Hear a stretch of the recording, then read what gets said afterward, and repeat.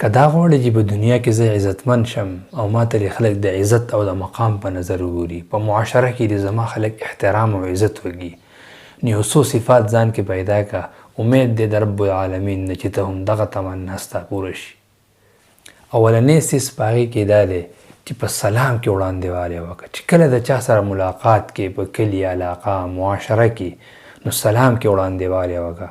ځکه کله ته په سلام کې وړاندې والی کې د بل انسان په نظر کې به ته عزتمن کېږي، هغه به ستا احترام کوي چې وګوره په ما باندې په سلام کې وړاندې والی وکړو.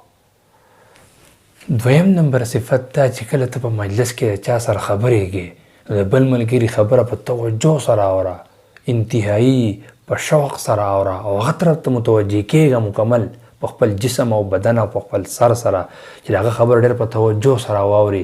په دې سره به ته عزتمن ښکاري. او دریم نمبر سیس دا دی چې کله ته په مجلس کې ناست یو نوی څوک راشي، هغه له احترام وکړه، هغه له پاسه، هغه له ځای ورکړه. په دې سره به د هغه په ډه کې یو ډېر لوی احترام ستا باره کې پیدا شي. وګوره زرحاله ما ته نه ځای معلوم و، ما ته نه څوک پاسېده، دی ما ته پاسېده، ما له ځای راکړه، ما احترام وکړو، ما له عزت راکړه، نو ته به د هغه په ډه کې عزتمن شي. او څلورم نمبر سیس دا دی چې کله چاته آواز کې په پوره نوم باندې آواز کوه. پوره نوم چې د چا څنګه دی، په خوږ نوم باندې آواز کوه. دارنګې د عزتمن الفاظ استعمالوه، د قدر او د مقام الفاظ د بل لپاره استعمالوه، نو بیا به ته عزتمن کېږي په دې باندې. او آخري نمبر او د ټول نه لوی سبب دا دی چې د خپل رب سره تعلق برابر کا، استوار کا، ښایسته تعلق د خپل رب سره جوړ کا. حدیث مبارک کې راځي، د بخاري شریف حدیث دی، وایي چې کله الله رب العالمین د یو بنده سره محبت وکړي، نو جبریل امین ته آواز وشي چې ای جبریل امینه، الله د پلانکي بنده سره محبت کوي، ته ورسره محبت وکړه.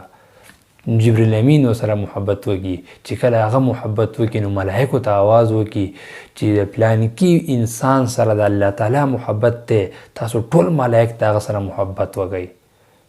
او چې کله د اسمان د ټول ملائک د هغه سره محبت وکړي، نو الله تعالی د ځمکې والا په زړه کې هم د هغه سره محبت پیدا کړي. د ځمکې والا په زړونو کې هم الله د دې انسان قدر او عزت پیدا کړي. دا هغه اسباب دي که انسان دا غواړي چې زه په معاشره کې، په کلي، علاقه کې عزتمن شم، خلک ترې ماله احترام راکړي. د دې پنځو اسباب او دا ښایسته صفت د ځان کې پیدا کړي. الله رب العالمین دې صحیح عمل توفیق راکړي.